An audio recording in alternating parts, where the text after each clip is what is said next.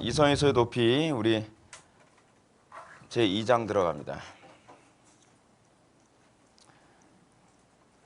제2장 자연과 은총의 통일이라고 하는 부분을 보시도록 하시겠습니다. 우리가 지난 시간에 자연과 은총에 관해서 우리가 살펴보았습니다.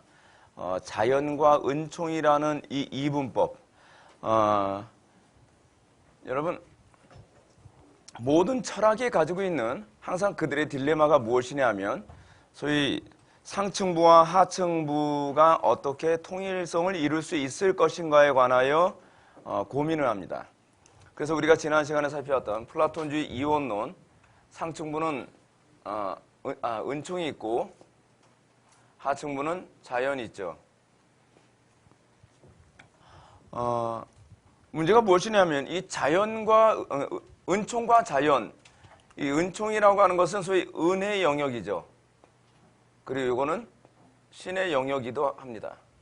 근데 자연의 영역은 사람의 영역이죠. 소위 이것을 토마스 아퀴나스가 자연과 은총이라고 하는 이분법을 얘기할 때는 이 은총은 뭘 얘기하는 거냐 하면 어거스틴주의를 얘기하는 거죠. 어거스틴주의. 자연은 뭘 얘기하죠? 자연은 소위 철학을 얘기하는 거죠. 이 철학에는 뭐가 포함되죠? 유대 철학, 헬라 철학, 그리고 이슬람 철학. 이걸 얘기합니다. 토마스 아퀴나스는 이 어거스틴주의와 소위 철학이 하나로 융합이 가능하다고 봤습니다. 그것이 소위 오늘날 로마 가톨릭의 신학입니다. 근데 이 두 개를 하나로 소위 자연과 은총이 하나가 가능하다고 생각을 했는데 하나가 가능이 될 수 없다는 이 사실이 역사 안에서 계속 분열 현상으로 나타납니다. 분열 현상으로 나타나다가 가장 절정기가 나타났던 것이 14세기 종교개혁이죠. 그렇죠? 14세기 종교개혁이 일어나면서 은총은 그러니까 자연부터 얘기합시다. 자연의 영역에서 뭐라고 얘기해요? 사람이 사람 되게 하라 라고 하는 선언. 소위 중세 로마 가톨릭 1000년의 기간을 이 사람들은 뭐라고 생각했냐면 억압의 시간이었고 그리고 자유가 없는 그런 기간이었다고 생각합니다. 그래서 여러분 암흑기라고 하는 표현 사용하죠. 암흑기, 중세 암흑기. 중세 암흑기라는 얘기는요. 누가 만들어낸 얘기냐면 소위 인본주의자들이 만들어낸 얘기예요. 그 사람들이 이 중세 1000년 동안은 소위 모든 것이 종교적 영역의 굴레에 억압을 받는 기간이었기 때문에 소위 중세 암흑기라는 용어를 그 사람들이 만들어냈습니다. 근데 이런 흐름과 아울러서 이 르네상스 시대에 또 은총의 영역에서는 어느 쪽으로 독립이 일어나죠? 이 두 개가 섞일 수가 없으니까 이게 떨어져 나갈 수밖에 없는 것은 사실 필연이죠. 그래서 루터가 나타나면서 루터가 외쳤던 것이 뭐죠? 신이 신되게 하라. 신되게 하라. 하나님이 하나님 되게 하라. 이제껏 중세 로마 가톨릭의 철학의 문제가 뭐였죠? 이거는 사람이 사람 되게 하는 것도 아니고 하나님이 하나님 되게 한 것도 아니에요. 하나가 될 수 없는 걸 억지로 꿰맞춰서 이것을 하나로 만들려고 하다 보니까 심각한 부작용이 일어난 거죠. 그 부작용이 뭐로 나타나죠? 사실 윤리도덕이라는 방식으로 나타나죠. 그래서 마틴 루터는 중세 시대의 윤리도덕, 특히 이제 신부들의 성적인 분란, 수녀들의 성적인 분란, 뭐 이런 모든 어떤 윤리도덕에 관한 문제를 루터는 이것은 윤리의 문제가 아니라 신학의 문제라고 진단했습니다. 정확하게 진단한 거예요. 신학의 문제가 뭐예요? 섞일 수 없는 것, 자연과 은총이 섞일 수 없는 영역인데 이걸 억지로 섞었다는 거죠. 여러분 이게 제 말을 오해해서는 안 됩니다. 자연과 은총이 통일성을 이룰 수 없다는 얘기가 아니에요. 무슨 얘기냐면 인본주의와 신본주의가 하나가 될 수 없다는 얘기예요. 무슨 얘기인지 아시죠? 로마 가톨릭은 그게 가능하다고 생각한 거예요. 그러니까 요즘에 한국교회 안에서 점점 나타나는 거, 우리 개혁교회 안에서도 점점 이게 침투해 들어오고 있는 것이 뭐냐면 신학의 철학이 섞일 수 있다고 생각하는 거예요. 가능해요? 불가능해요. 특히 우리 개혁파 신학은 철저히 우리는 뭘 중심이냐면 하나님 중심이라고 하는 사고방식을 가지고 있죠. 그래서 여러분들이 예수를 믿고 나면 여러분들에게 나타나야 되는 전형적인 특징이 있습니다. 그것이 뭐냐면 해석의 변화예요. 해석의 변화. 우리는 이거를 지난 시간에 했었나요? 우리가 개혁파 입장에서 본 철학 비판이라고 하는 그 영역에서 제가 강조하면서 그 말씀을 드렸는데 월드뷰, 그렇죠? 세계관이라고 얘기해서 세계관. 이 가톨릭주의의 가장 심각한 문제가 뭐냐면 종교적인 영역은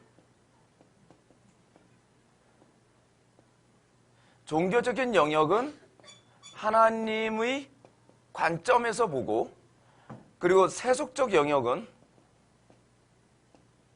철학의 관점으로 볼 수 있다고 보는 거예요. 여러분 단편의 예를 한번 들어봅시다. 이걸 소위 이원론이라고 얘기해요. 이게 말이 좋아서 이원론이지 나쁘게 얘기하면 카멜레온이에요. 카멜레온. 그러니까 무슨 얘기냐면 교회 들어오면 다 굉장히 종교적이에요. 성당에 딱 들어올 때부터 뭐부터 시작하죠? 성수를 찍고 들어오죠. 딱 찍고서 딱 얼마나 거룩하게 들어와요. 그래서 막 기도할 때 주여 뭐 여자들은 수건 뒤집어 쓰고 막 이러면서 온갖 막 신부들은 막 그 멋있는 로만 칼라 하고서 굉장히 종교적이에요. 그 신부들은 여러분 목소리 다 통일하는 거 아시죠?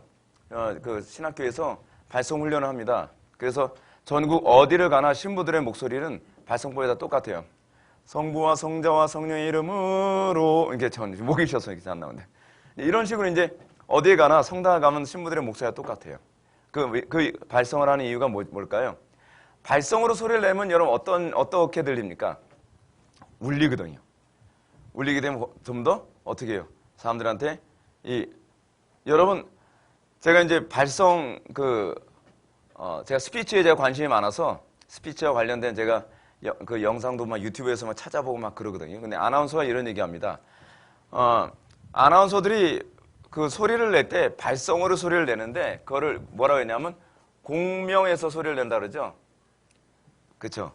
근데 공명이라는 게 뭐냐면 같을 공자에다가 울릴 명자를 쓴다는 거예요. 무슨 얘기냐면 사람들이 발성으로 소리를 내면 그 사람에게 감정적으로 쉽게 동화가 되는 이유가 뭐냐면 내 울림을 상대방에게 울려서 그 울림이 같이 동화되게 만든다는 거예요. 그러면 어떤 현상이 나타난다고 얘기하냐면 감정의 동화가 일어난대요. 신기하죠? 그렇죠? 그래서 발성으로 소리를 내는 이유가 그래요. 공명을 하기 위해서요. 공명. 같이 울리기 위해서. 그렇게 해서 상대방을 설득하는 요소가 우리가 생각하는 지식적 요소에서뿐만 아니라 물리적 요소.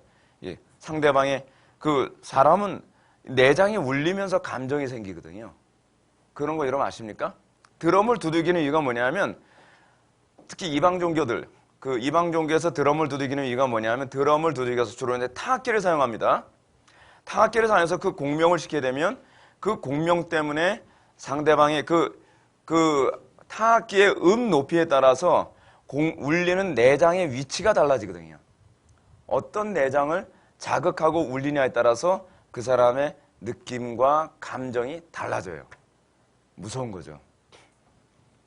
가톨릭에서는 굉장히 심리적이죠. 그런 식으로 이제 신부들이 이게 발성을 소리내서 성부와 성자와 성령의 이름으로 막 이런 얘기하면 더 이렇게 뭔가 좀 신성해 보이고. 근데 문제가 뭐죠? 세속적 영역에 나오면 천주교 신자들 어떻죠? 똑같죠. 똑같이 세속적이에요. 소위 뭐가 없죠? 구별됨이라는 게 없죠. 구별됨. 여러분 이게 구별됨과 구분됨이라고 하는 이 단어 이거 구분해서 쓰는 게 쉽지가 않더라고요. 제가 이정훈 교수님 강의를 듣는데 이정훈 교수님이 성부와 성자와 성령 세 하나님은 구별되죠? 그런가요? 구별되지 않죠. 구분되죠. 이제 그분도 이제 그 부분을 약간 혼란스럽게 쓰시는 것 같아요. 그분을 틀렸다 했다 얘기하는 디스하자고 얘기하는 게 아니라 이런 부분 제가 잠깐 설명해 드리고 싶어서 그냥 말씀드린 거예요. 예수를 믿고 나면 우리는 구별되죠. 우리는 구별된 이유가 뭐냐면 우리에게 종교적 영역과 세속적 영역이 사실 나눠 있지 않거든요. 우리는 우리의 삶의 모든 영역이 신적 영역으로 바뀌는 거예요. 그래서 마치 새 속에 나오면 세상 사람들처럼. 그래서 제가 여러분들한테 그런 말씀 드리잖아요. 예수를 믿었는데, 예수를 믿게 됐는데 어떻게 정치를 바라보는 영역이 루소나 로크의 관점으로 우리가 볼 수 있냔 말이에요. 그럴 수 없죠. 그러니까 루소나 로크였나? 루소인가가 그 사람이 자연으로 돌아가자. 루소, 그렇죠? 루소, 자연으로 돌아가자. 자연으로 돌아가자 이게 무슨 얘기인지 아십니까? 무정부주의. 그러니까 최소의 국가가 없을수록 좋다. 원래 세상은 원시 상태였는데 그 국가라고 하는 것은 인위적으로 자기의 이익과 목적을 위해서 만든 것이 국가다. 그러므로 가장 좋은 상태가 무엇인가? 자연으로 돌아가는 것이다. 뭐 이런 얘기했던 거예요. 근데 우리 그거 동의할 수 있어요? 없어요? 없죠. 왜 못하죠? 이게 성경의 관점이 아니니까요. 우리는 자꾸 신기하게 자연인들, 소위 세상 사람들과 동일한 관점으로 그렇게 바라보도록 우리는 강요를 당하고 있어요. 동성애를 바라보는 것도 우리는 세상 사람들과 동일한 관점으로 보도록 강요를 당하고 있죠. 가정을 바라보는 관점도 세상 사람들과 동일한 관점에서 해석하고 바라보도록 되어 있죠. 직장을 바라보더라도 직장도 세상 사람들의 관점으로 바라보고 해석하도록 강요를 받고 있죠. 근데 거기에 우리는 동화되거나 동의하면 돼요, 안 돼요? 안 되죠. 그래서 그리스도인들은 뭐가 있죠? 박해가 있는 거예요. 왜 가톨릭 신자라든지 그렇지 않으면 그 위선자들, 교회 안에서는 정말 그 신앙 좋은 사람인 것처럼 성경을 내마다 옆에다 딱 끼고 할렐루야 이렇게 얘기하는 사람이 밖에 나와서 여전히 세상 사람들과 똑같이 행동하는 그 사람들이 왜 고난이 없을까요? 성경의 가르침에 의하면 고난이 없는 이유는 그들이 세상 사람들과 똑같이 살고 있기 때문이라고 얘기하고 있어요. 그게 마태복음 5장의 얘기거든요. 세상과 구별된 삶을 살게 되면 자동적으로 고난이 있을 수밖에 없죠. 근데 여러분, 구별되게 살아야 된다고 하는 의무 조항이 아닙니다. 이건 의무가 아니에요. 예를 들어서 예수님이 마태복음 5장에서 너희는 세상의 소금이 되어야만 한다 라고 말씀하셨나요? 아니죠. 예수님은 그냥 정체성을 얘기하고 계신 거예요. 너희는 세상 속에 뭐예요? 소금이에요. 그렇죠? 이다예요. 그래서 우리의 존재 자체를 그렇게 규정하고 있는 거죠. being. 그렇죠? 우리는 세상 속에 소금이죠. 그렇죠? 소금이어야만 하는 것이 아닙니다. 그건 무슨 얘기냐면 예수를 믿고 난 우리의 본성 자체가 어떠냐 하면 안목이 바뀐 거예요. 관점. 이 하나님의 관점으로 세상을 바라보게 된 것은 교육의 결과가 아닙니다. 아시겠죠? 이거는 변화된 새롭게 피조되어진 결과예요. 예수를 믿고 나니까 옛날엔 이전에 좋던 것 이제는 값없네. 교육으로 돼요, 안 돼요? 안 돼요. 이거는 내가 그렇게 됐기 때문에 나타나는 현상이에요. 잡아요. 왜 로마 가톨릭은 그러면 이런 이원론적 그 세계관이 나왔을까요? 그래서 이걸 우린 토미즘이라고 얘기하죠. 토미즘. 자연과 은총을 둘로 나눴어요. 자연과 은총을 둘로 나눈 이 철학적 체계가 나온, 신학적 체계가 나온 이유가 뭐냐면 간단해요. 거듭나지 않고서도 예수 믿을 수 있는 방법을 모색해낸 거예요. 불쌍한 거죠. 음료수 아닙니다. 물인데 먹기 좋게 한 거예요. 이건 커피를 탄 상태이기 때문에 어쩔 수 없이 색깔이 이 색깔로 그래요. 오해하실까봐 제가 지금.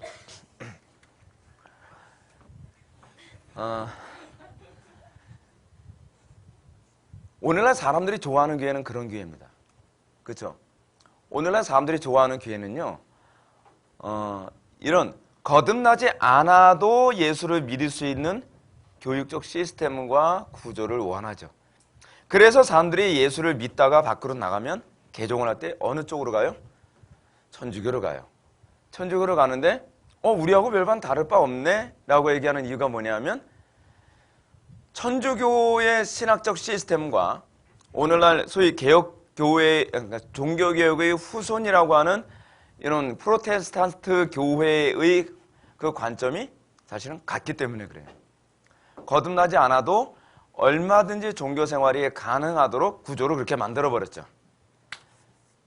그렇기 때문에 2장을 들어오면서 셰퍼가 이제 다루는 문제는 논리적인 귀결입니다. 1장은 뭐예요? 자연과 은총이었다고 한다면 2장에서는 그러면 자연과 은총 안에서의 통일이 어떻게 일어날 것인가에 관한 문제를 다루겠죠. 이게 제가 우리 교회 애들 맨날 가르치는 방식입니다.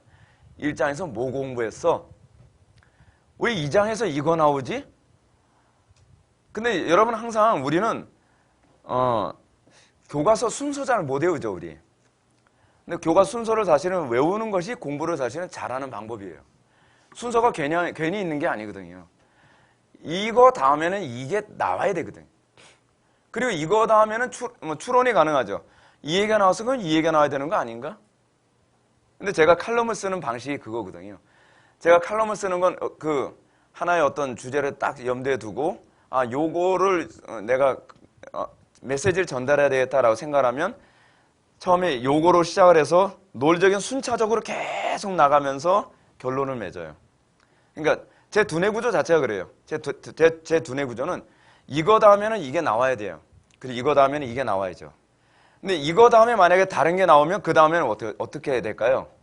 논리적으로 뭔가 비약이 발생했다는 차원에서 이제 의심을 하게 되죠. 이게 우리가 생각하는 방식이에요. 우리가 왜 생각을 안 하게 되냐면 논리적인 순서를 외워버리기 때문에 그래요. 논리적인 순서는 사고의 순서이지 암기사항이 아니에요. 근데 우리는 이거 다음에 이것이 추론해서 나오는 것이 돼야 되거든요. 제가 지금 이거 여러분한테 사고하는 방법을 가르치기 위해서 제가 말씀드린 겁니다. 오늘 이거와 관계없어도. 학교에서 우리가 배울 때 학교 선생님들은 사실 이렇게 가르쳐야 돼요. 제 1장 자연과 은총, 제 2장 그럼 뭐가 나올까요? 그럼 자연과 은총의 문제점을 얘기했죠. 자연과 은총을 이분화시켰으니까. 이분화시킨 것에 관한 문제점을 얘기했으면 그 다음에는 해결책이 나와야죠. 그러면 자연과 은총이 통일이 어떻게 일어나는가? 우리 기독교에서는 과연 이 통일이 어떻게 일어나는가? 1장에서는 문제를 제시했다면 2장에서는 그 문제점에 관해서 이제 해결책을 얘기하겠죠. 그럼 3장으로 뭘 얘기할까요? 3장에 뭐가 나와요? 절망선이 나와요. 굉장히 논리적이죠. 셰퍼가 굉장히 논리적으로 했어요. 왜냐하면 통일이 안 되는 거예요, 지금. 지금 오늘 우리가 얘기하려고 하는 게 사실 1과 다의 문제에 관해서 얘기하려고 하거든요. 이게 철학의 가장 중요한 관심사였어요. 철학에서는 어떻게 하나로 전체를 설명할 수 있고 어떻게 하나로 전체에 대한 원리를 이해할 수 있는가에 관해서 얘기하거든요. 근데 문제는 뭐냐면 상층부와 하층부의 통일성을 끊임없이 추구했는데 르네상스 이후에는 이것이 두 개 갈라졌거든요. 갈라진 이 두 개를 이제 어떻게 하나로 봉합할 것인가에 대해서 고민을 하는데 답이 안 나와요. 답이 안 나오면서 언제 이 절망선으로 가냐 하면 이건 다음 시간에 우리가 배우게 되겠지만 양차 세계대전 때문에 19세기에서 20세기를 거쳐가면서 이성에 대한 절망이 나오게 되거든요. 절망선이라고 하는 것을 얘기하면서 뭘 얘기하냐면 실존주의 얘기를 이제 꺼내게 돼요. 실존주의 얘기를 꺼내게 되는 이유가 뭐냐면 인간이 궁극적으로 상층부와 하층부의 통일성, 그러니까 자연과 은총의 통일성, 이게 좀 더 쉽게 얘기할게요. 아는 대로 사라지지 않는 게 문제인 거예요. 이론은 그럴싸한데 이론대로 안 사라지는 것에 대해서 사람들이 통일성이 안 되니까 뭐가 나와요? 절망이 나오는 거죠. 그래서 3과가 절망이에요. 그냥 외워지죠. 이건 암기사항이 아니에요. 논리 구조예요, 논리 구조. 그러니까 만약에 이 구조가 안 나오면 우리는 의문을 가져야 돼요, 의문을. 이게 사고하는 방식이거든요. 통일이 안 된다고 얘기를 했으면 그 다음에 이 부분에 대한 문제점을 얘기했는데 왜 갑자기 넘어가죠? 라고 질문이 나오는 거예요. 소위 여러분, 우리나라 사람들이 질문이 없다 그러잖아요. 우리나라 사람들이 질문을 안 하는 이유가 뭐냐면 소위 데카르트적 사고방식이 없어서 그래요. 모든 것을 의심하는 소위 회의적 사고가 없어요. 그러니까 의심이라고 하는 개념이 상대방을 못 믿겠다라는 개념이 아니에요. 무슨 말인지 아시죠? 의심이라는 것은 소위 검증한다는 개념에 가깝죠. 그렇죠? 이것을 좀 더 분명하게 알려고 하는 그런 개념이에요.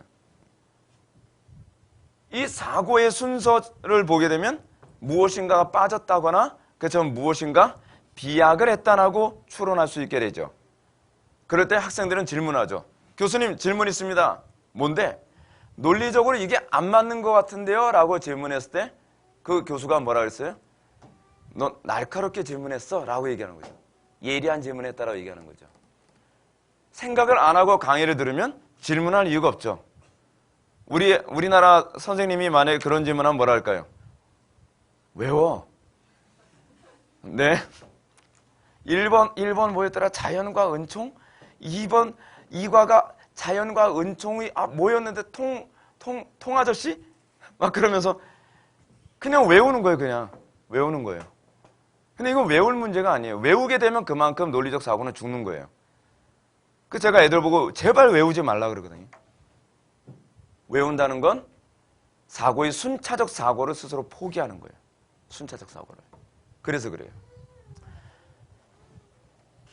셰퍼가 그래서 자연과 은총의 통일이라고 하는 것을 갑니다. 자, 그러면 상층부와 하층부, 소위 자연과 은총, 제가 자연과 은총이라고 얘기해도 이해하는데 지장 없으시죠? 예? 예, 지장 있으시면 얘기하셔야 돼요. 예, 그냥 멀찌감치 그냥 앉아서 시간만 때우시면 안 돼요. 자연과 은총이라고 하는 이 두 개의 부분이 분열이 일어났죠. 그렇죠? 은총의 영역은 어디로 갔다고요? 종교개혁으로. 그리고 자연의 영역은 어디로 갔어요? 소위 고전으로 돌아가자라고 하는 르네상스로 가버리죠. 그렇죠? 근데 사람은요, 하나님의 형상으로, 이제 하나님의 형상에 관한 얘기가 여기 나와요. 제가 이걸 막 순서대로 제가 설명을 잘 안 해드릴 거예요. 순서대로 설명도 해드리지만, 자연과 은총의 영역을 나누면 사람들은 불안해하기 시작해요. 왜냐하면 하나님의 형상대로 창조됐기 때문에 그래요. 인간이 자연의 영역에서 딱 머무르면 뭐가 될까요? 짐승이 돼버려요. 그리고 은총의 영역으로만 머물면 어떤 현상이 나타날까요? 현실하고 관계없이 판타지에 살아가는 이상한 사람이 돼버려요. 그렇죠? 우리는 이것이 종교에서, 우리 기독교에서 어떤 식으로 나타나고 있냐면 은사주의, 하층부 뭐예요? 교조주의로 나타나요. 또는 은사주의보다는 신비주의는 낫겠네요. 신비주의. 신비주의라고 보는 게 더 적절합니다. 오늘날 기독교 안에서는 이것이 이렇게 이분화돼 버리고 말았어요. 그래서 지금 우리나라가 과거 2000년 이전에는 주로 신비주의가 강했죠. 은사주의가 강했죠. 그래서 은사주의가 강한데 이 사람들이 뭐에 관심이 없어요? 교리에 관심이 없죠.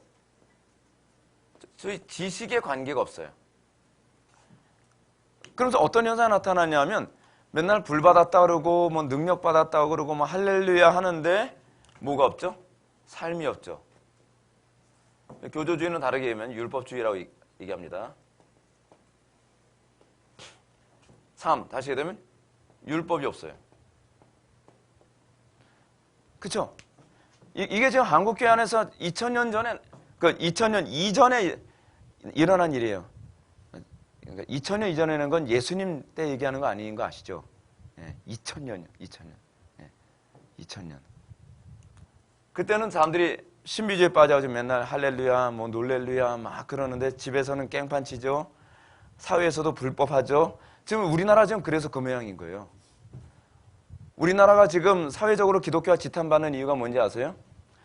소위 1900년대에서부터 2000년도까지 우리 기독교가 이 기간 안에서 어떤 일이 벌어졌냐면 맨날 은사 체험하고 능력 체험하고 맨날 신비적이고 맨날 환상 봤다 그러고 꿈꿨다 그러고 어떤 전사님 만났는데 굉장히 피곤한 전사님 하나 있는데 만나면 맨날 목사님 제가요 꿈을 꿨는데요. 근데 꿈을 매일 꿔요. 그래서 제가 굉장히 피곤하시겠어요. 꿈을 매일 꾸시려면. 맨날 꿈의 인도를 받고 있는. 요셉도 꿈의 인도를 받았잖아요. 그렇게 너무 지식적으로만 하시면 안 되죠. 그래서 제가 그러니 요셉이 꿈을 몇 번 꾸신지 아십니까? 별로 안 꿨어요. 요셉의 그 꿈은 요셉이 꾼 게 아니에요. 그것도. 그렇죠? 누가 꿨죠? 요셉의 형들이 꾼 거예요. 그 요셉의 아버지가 꾸고. 마치 요셉이 창세기에 나오는 꿈을 혼자서 다 꾼 것처럼 그렇게 오해를 하고 있어요. 여러분, 그 파라오 꿈 요셉이 꾼 거 아니에요. 파라오가 꾼 거지. 근데 꿈쟁이래요. 이런 세상에. 요셉은 꿈 몇 번 안 꿨는데 꿈을 해석해 준 사람이죠. 요셉은요. 근데 이 사람은 자기가 요셉 같은 은사가 있대요. 요셉이 이제 황당하죠. 아니, 저 별로 꿈 안 꿨어요. 전 밤이 참 푹 자거든요. 근데 이런 문제가 생기는데 문제는 신비적 체험을 많이 했는데 가정에서 불성실하죠. 윤리도덕적 없죠. 정직하지 못하죠. 그러니까 이거에 사람들이 딘 사람들이 어디로 올까요? 자동적으로. 다음 시간에 나오게 돼요. 립이라는 개념이 나와요. 뭐죠? 도약. 도약이라는 개념이 나와요. 상층부에서 하층부로 그냥 도약해버려요. 근데 기독교가 하층부에서 상층부로 도약한 케이스가 또 있거든요. 언제죠? 17세기. 교조주의 운동. 종교개혁이 14세기에 일어나죠. 종교개혁이 14세기에 일어났는데 100년이 지나면서 소위 생명력이 없어지고 교리만 남기 시작을 해요. 그래서 교회 안에서 맨날 교리 논쟁만 하는 거죠. 옳다, 맞다, 옳다, 맞다. 계속 이 얘기를 하는데 문제는 뭐냐면 교리적으로 옳고 맞은 건 좋은데 나에게 삶에 뭐가 없죠? 생명력이 없는 거예요. 예수를 이렇게 믿어야 돼요. 여러분, 삼위일체론, 삼위일체론, 그렇지 않으면 또 무슨 교리가 있어요? 성도의 견인교리, 무슨 교리 막 교리 막 얘기하면서 저건 이단이고, 저거 잘못됐고, 저건 어쩌고, 저거는 신비주의고, 막 다. 맞아. 은사주의 있을 때는 그거에 피해를 하도 많이 봤으니까 그거에 대해서 비판하면 박수가 쳐지죠. 근데 문제가 뭐냐면 시간이 지나면서, 저희 칸트가 얘기했던 것처럼, 뭐죠? 직관, 없는, 개념이 나온 거죠. 그럼 어떻게 돼요? 공허해지죠. 직관은 뭐죠? 경험을 얘기하는 거거든요. 칸트가. 개념은 뭘 얘기하는 거죠? 사실 지성주의를 얘기하는 개념이에요. 이성주의. 그거를 이제 개념에 대해서도 이제 설명하려면 좀 길어요. 그래서 제가 개념에 대해서 이제 설명을 안 할게요. 교조주의. 교리적으로 맞다, 틀리다, 옳다, 그러다 이거만 하니까 맨날 교회에서 싸움박질만 일어나고 사랑도 없고 그 안에서 어떤 내가 진리의 자유함 같은 것도 모르겠고 예수 믿는 기쁨, 감격, 구원의 감격, 성경에 우리의 신앙의 선배들이 느꼈다고 하는 그런 은혜의 감격 같은 건 전혀 없는 거예요. 그러니까 사람들이 어떤 현상이 나타나죠? 거기서 17세기에도 립을 하죠. 도약을 어떤 식으로 하죠? 도약을? 경건주의로 도약을 하죠. 경건주의가 뭐죠? 신비주의잖아요. 신비주의. 그쪽으로 도약해버리죠. 오순절 은사주의 운동의 원뿌리는 사실은 그 야콥 스페넌에 의해서 시작된 경건주의 운동이 그 뿌리거든요. 경건주의 운동은 뭐냐면 교리고 자시고 필요 없다. 우리에게 중요한 건 성경이고 체험이다 라고 한 거예요. 도약을 해버리죠.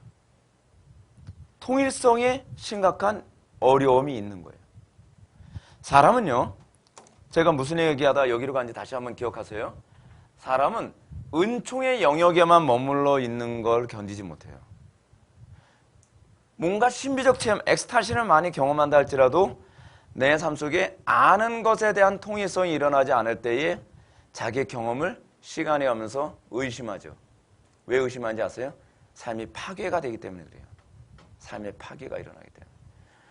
근데 문제는 이 하층부, 율법적이고 교리적인 그런 지식적 삶을 살아가는데 그 안에 생명과 기쁨과 또한 그 안에서의 어떤 감격이 없을 때 사람들은 여기에 머물러 있지 못해요.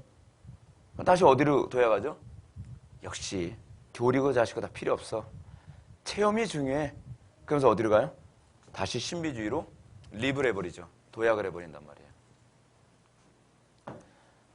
그래서 지금 여러분 우리 개혁파 진영이 정신을 똑바로 차려야 되는 게 뭐냐면 지금 이 교리를 삶 속에서 녹여내지 못하면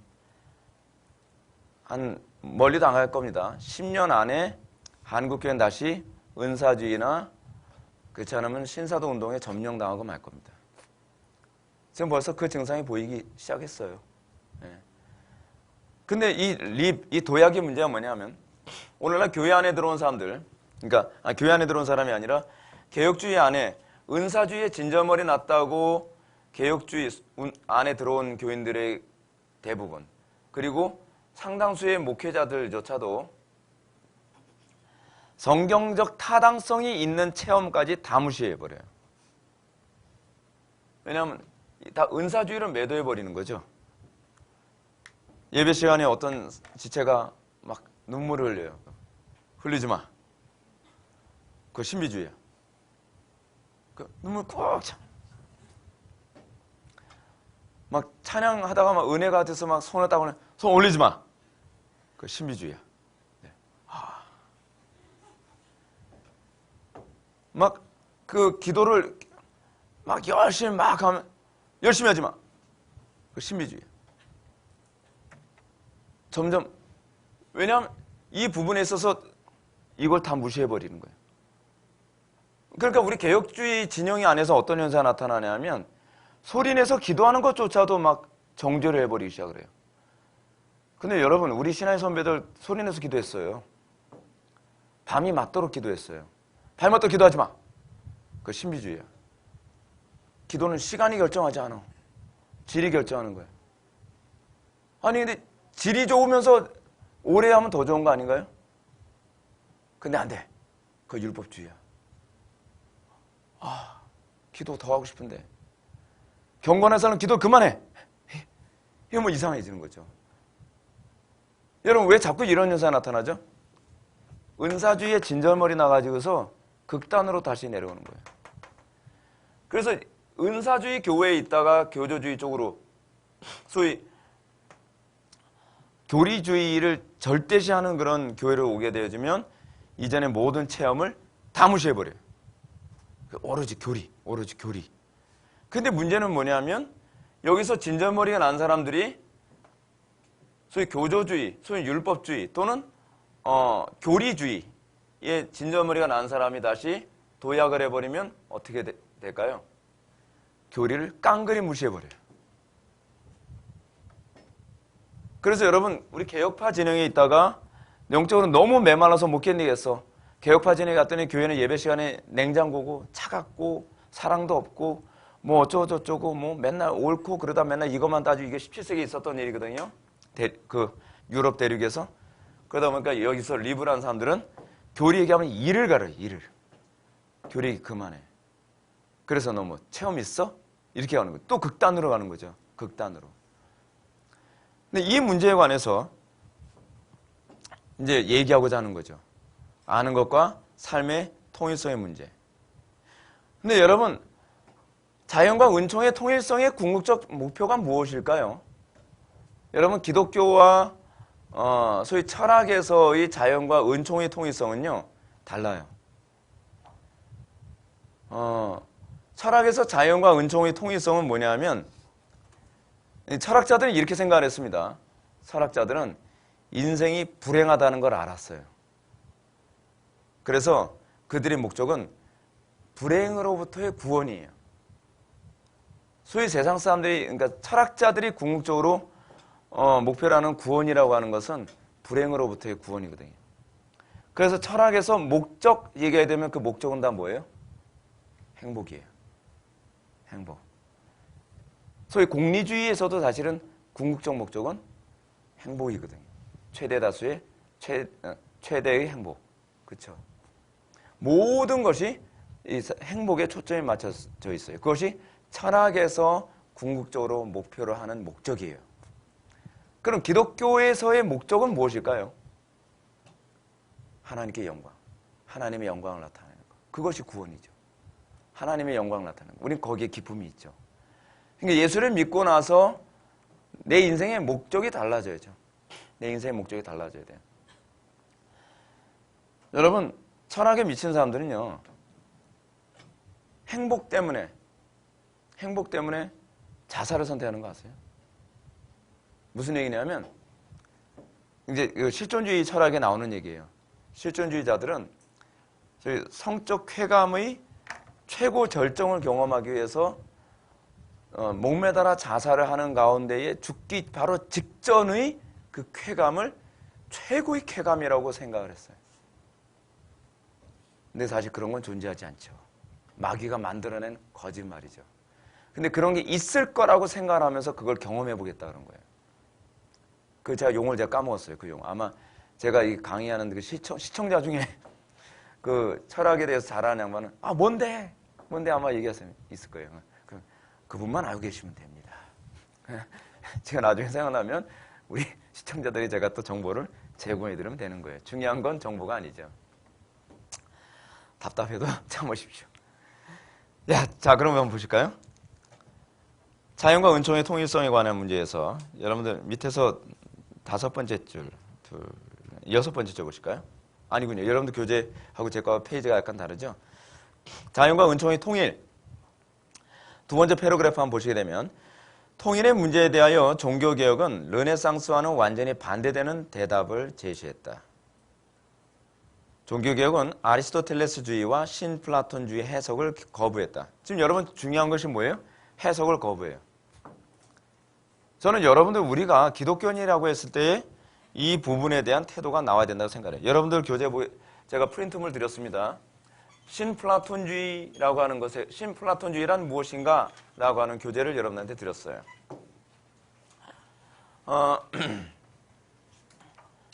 신플라톤주의를 알아야 되는 이유가 무엇인가? 목사님, 예수 믿는데 굳이 알아야 되나요? 알아야 돼요. 왜냐하면 몰라도 되는데 신플라톤주의가 교회 안에 들어왔기 때문에 그래요. 신플라톤주의에서 생각하는 소위 그들이 생각하는 어떤 철학적 구조를 먼저 얘기 한번 해볼까요? 여러분들 교재를 한번 프린트물 한번 펴보시게 되면 여러분 플라톤은요 세계를 어떤 식으로 봤냐면 현상계와 이데아계로 두 개로 나눴습니다. 그래서 그걸 뭐라 그러죠? 이원론이라고 얘기하죠. 이원론. 이게 이제 플라톤의 이원론의 특징이에요. 우리 눈에 보이는 걸 뭐라 그래요? 현상. 그러니까 현상계라는 말은 무슨 얘기냐면 보이지 않는 이데아가 우리의 눈에 보이게 현상적으로 나타난다고 그래서 그걸 현상계라고 이렇게 얘기해요. 제가 적절한 표현이 좀 모르겠어요. 근데 여러분들 이해하기 쉽게 제가 말씀드리는 거예요. 철학에서 얘기하는 표현을 그대로 얘기하면 이해하기 어려우니까. 그리고 또 하나 눈에 보이지 않지만 실제 진짜로 존재하는 건 이거라고 생각하는 어떤 본질의 세계가 있죠. 에센스의 세계. 그거를 이데아라고 그러죠. 특정한 어떤 커피숍 얘기하는 거 아닙니다. 이데아. 그래서 이게 두 개가 단절되어 있어요. 상층부와 하층부가 단절됐죠. 현상계는 뭐예요? 악하죠. 이데아의 세계는 어때요? 선하죠. 그래서 플라톤적 관점에서 봤을 때는 세상은 두 개의 부류로 나눠지죠. 선과 악이라는 두 개의 부류로 나눠져요. 그래서 여러분 플라톤주의가 훨씬 성경적 관점과 비슷합니다. 그런데 플라톤에게 영향을 받은 그 철학자가 나타나죠. 물론 창시자는 아모니오스 사카스라고 하는 사람이라고 하는데 아모니오스 사카스는 이 사람의 어떤 기록물이 남아있지 않기 때문에 이 사람에 대해서는 뭐 신플라톤주의에서는 별로 이렇게 크게 중요시 여기지 않습니다. 신플라톤주의 하게 되면 주로 이제 사람들이 가장 먼저 떠올리는 사람은 플로티누스예요. 이름도 플라톤과 비슷하죠. 외우기가 참 좋아요. 근데 플로티누스는 세계를 어떤 식으로 이해했냐면 이데아라는 말로 표현하지 않고 소위 일자라고 얘기해요. 일자가 사실은 플라톤의 개념에서는 이데아의 세계거든요. 그리고 또는 이걸 신의 세계라고도 이렇게 이해를 합니다. 여러분들 이제 교재에 보게 되면 그렇게 나와 있죠. 일자에서 뭐가 나오죠? 누스가 나오죠. 누스가 뭐예요? 정신. 누스에서 이거를 제가 이런 표현을 사용할게요. 이게 유출이라는 표현입니다. 영혼이 나옵니다. 영혼을 뭐라고 얘기하냐면 푸뉴마라고 해요. 푸뉴마가 아니라 영혼을 푸시케. 이게 푸시케가 사실은 이게 헬라어거든요. 푸시케. 그리고 영혼 밑에 뭐가 있냐면 힐레라고 해서 물질이 존재해요.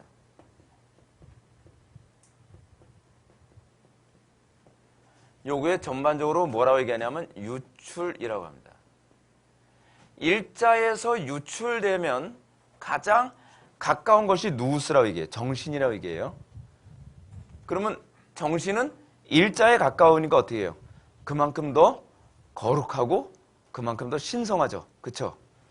근데 일자로부터 더 멀어진 이 유출, 누우스에서 또 유출된 것을 영혼이라고 얘기합니다. 우리 속에 있는 푸시케, 영혼 또는 혼이라고도 하죠. 그리고 요거 다음이 뭐냐면 물질 또는 육체 뭐 이렇게 얘기할 수 있죠. 근데 플라톤은 플라톤의 이혼론을 한번 보면 여러분 플라톤의 이혼론에서 여러분 구원을 받는 방법이 뭐죠? 플라톤의 그 이혼론에서 구원받는 건 현상계로부터 초월하는 거죠. 그렇죠? 그러니까 플라톤은 이건 없어져야 될 영이에요. 요거는 뭐예요? 다 그냥 현상이고 다 그림자에 불과하죠. 그렇죠? 그래서 플라톤적 이혼론에 빠진 사람들은 뭐예요? 끊임없이 고행을 해야죠. 그렇죠? 육은 악하기 때문에 이게 죽어야 내가 구원을 받는다고 생각하는 거예요. 여러분 기독교 중에서도 또 그런 식으로 수행을 하는 사람이 있어요. 이건 수행이거든요. 수도원 가서 맨날 금식하고 자기 몸을 괴롭히고 근데 이런 식의 사고를 가진 사람들이 누구냐면 바로 그 워치만이나 위트니스 리가 이런 계열이에요. 자아의 파쇄와 영의 해방이라고 해서 육이 괴로워야 육이 깨져나가면서 어디서 영이 유출되어 나간다고 생각해요. 그래서 자유롭게 된다고 생각하는 거예요. 이게 바로 그 회복교회 아니고요. 회복교회라고 하는 거 형제교회. 그쪽에서 가끔가다 우리 교회 전화 와요. 거의 회복교회죠. 어디시죠? 우린 회복의교회입니다. 회복의를 잘 안 봐요. 그래서 그래요? 또 전화 끊어져요. 그 사람들은 이제 워치만이나 위트니스 리 같은 계열에 있는 사람들은 이런 플라톤적 이원론의 관점으로 이해를 해요. 그러면 여러분 신플라톤주의 쪽에서는 그럼 어떻게 해야 구원을 받을까요? 신플라톤주의자들이 생각하는 구원 잘 보세요. 지금 제가 얘기하는 이들의 구원은 객관적 근거가 있어요 없어요? 그럼 이런 이론이 어디서 나온 거죠? 이런 이론이 어떻게 나온 거예요? 추론에서 나온 거예요. 사실 이 추론이 맞는다는 보장이 있어요 없어요? 없죠. 관찰과 추론에 의한 결과로 이런 결론을 도출해냈고 사람들은 이 관찰과 추론의 결과가 나는 이쪽을 믿겠다 하게 되면 플라톤주의로 가는 거고 나는 이쪽을 믿겠다 그러면 신플라톤주의로 가는 거거든요. 근데 여러분 이걸 받아들이면 돼야 안 돼요. 우리는 구원을 받는데 우리는 추론에 의해서 우리는 구원을 받나요? 아니죠. 우리는 뭐에 근거하죠? 계시에 근거하죠. 계시는 명확한 거죠. 이거는 우리가 추론해낸 결과가 아니에요. 그래서 기독교밖에 구원이 없다는 거거든요. 근데 문제는 뭐냐면 계시를 근거로 해서 구원을 추구해야 될 기독교가 이들이 추론해낸 이 방식을 여기다가 접목을 시켜버렸어요. 자, 어떻게 접목시켰나 볼까요? 아까 제가 말씀드렸던 대로 교회 안에서 플라톤적으로 계시를 해석해가지고 자기를 학대하고 괴롭혀야만 구원을 받는다고 생각하는 개념이 나타난다 그랬죠. 그게 수도원주의고 그게 기도원운동이에요. 기도원운동 성경적이지 않아요. 그 또 하나가 있어요. 뭐냐면 명상운동이에요. 요즘 교회 안에 명상운동 많이 들어왔죠. 그렇죠? 명상운동.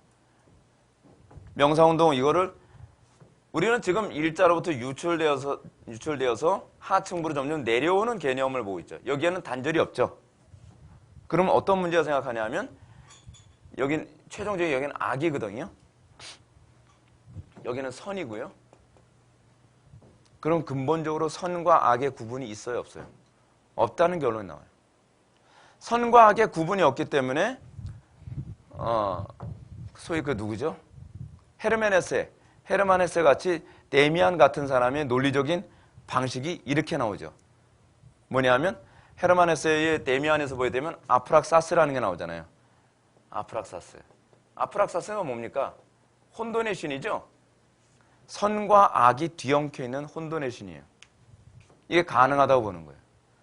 왜냐하면 이 신플라톤주의를 받아들이면 그렇게 사고하게 되는 거죠. 그러면 여기서 물질 또는 악으로부터 구원을 받는 것은 중보자가 필요한 것이 아니라 뭐가 필요하죠?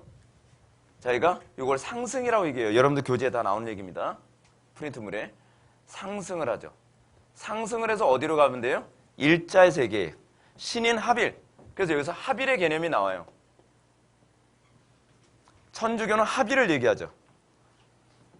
명상을 통해서 또는 깊은 묵상을 통해서 자기가 신이 돼가는 거예요.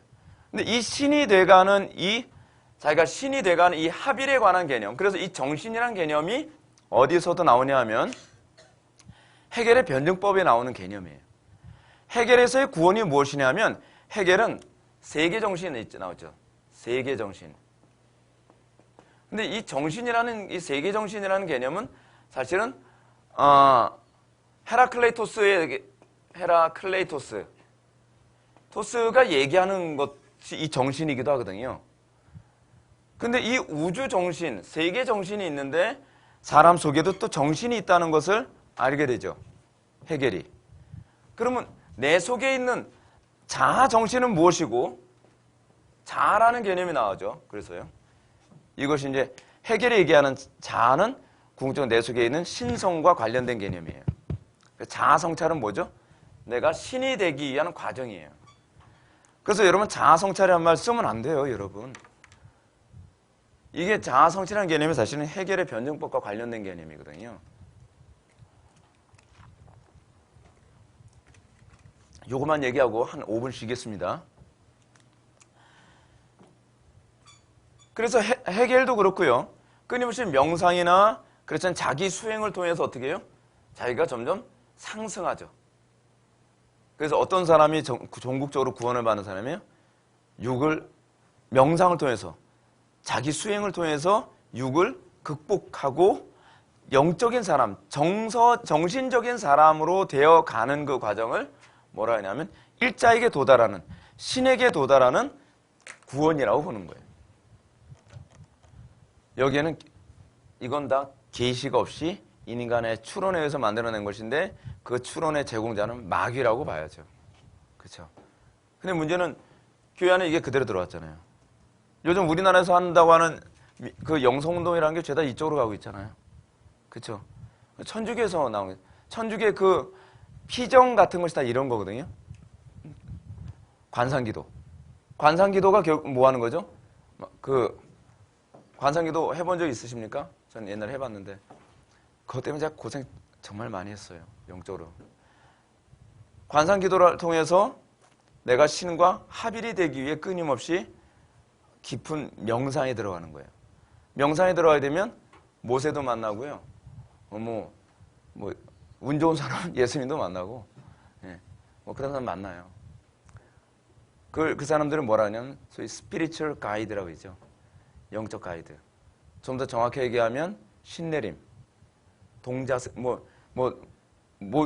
오잖아요. 그쵸? 무당들한테 여러분 스피리추얼 가이드가 오죠. 마귀는 얼마나 교활하냐면요. 우리가 기독교라고 하는 신앙 안에 있으면 우리가 의심하지 않을 수 있는 그 존재로 만나게 해요. 불교에서도 관상기도가 있거든요. 불교에서 관상기도하게 되면 누구를 만날까요? 뭐 부처님을 만났는지, 그렇지 않으면 뭐 그런 사람, 그렇게 만나겠죠. 그러면서 관상기도를 통해서 그 스피리추얼 가이드를 통해 어떻게 해요? 일자에게로 가면서 나중에는 뭐냐? 내가 신이고 신이 나라는 것을 깨닫게 된다는 거예요. 그래서 불교의 궁극적인 도달이 뭐죠? 그래서요? 해탈, 열반하는 거잖아요. 그렇죠? 그 수행을 통해서요. 근데 요즘 기독교 자꾸 수행 종교, 무슨 뭐 기도원 같은 데 가야 되면 다 죄다 이루어서 기도도 조용히 깊은 명상 가운데, 깊은 명상하다 보면 잘 안 된 사람은 이 명상을 좀 더 깊이 하기 위해서 코를 골죠. 이 점점 기독교가 이방 종교화 되어져 가는 거예요. 왜냐하면 계시 의존적이지 않고 거기다가 자꾸 뭘 섞는 거예요. 우리 개혁자들이 제일 경계했던 게 그거거든요. 섞는 거. 그걸 뭐라 그래요? 그걸요. 스콜라주의라고 하거든요. 철학적인 어떤 방법론을 섞어서 종교를, 기독교 신앙을 자꾸 그렇게 만들어가는 거예요. 그것이 위험하다는 겁니다.